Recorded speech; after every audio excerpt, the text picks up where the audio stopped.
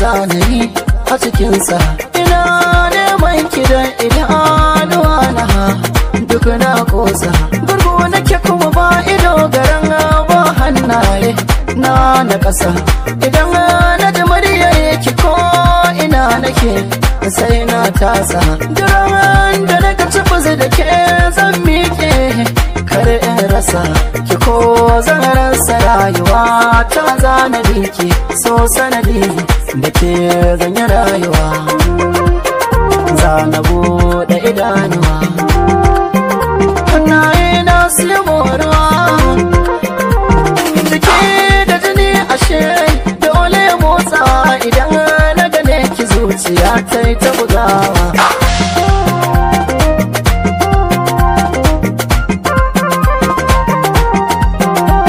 Mafarki na zai zamo daga aske a wata rana.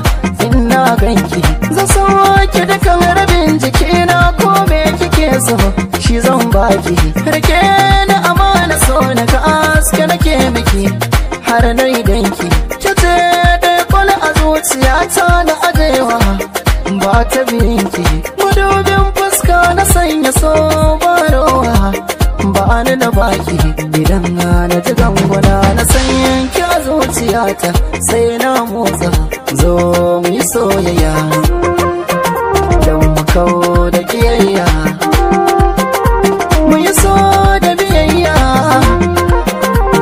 Garin so bai da nisa sai na je na ganki ko ya kai nan da difa zani a ƙasa.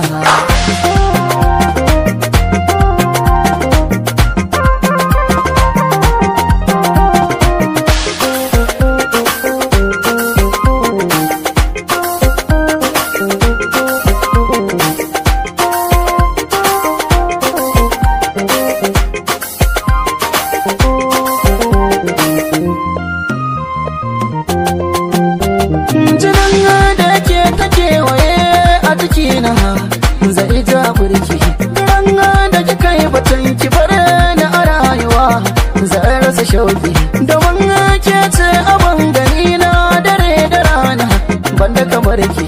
Na dama ka dukkanin abin da na mallaka a hannunki.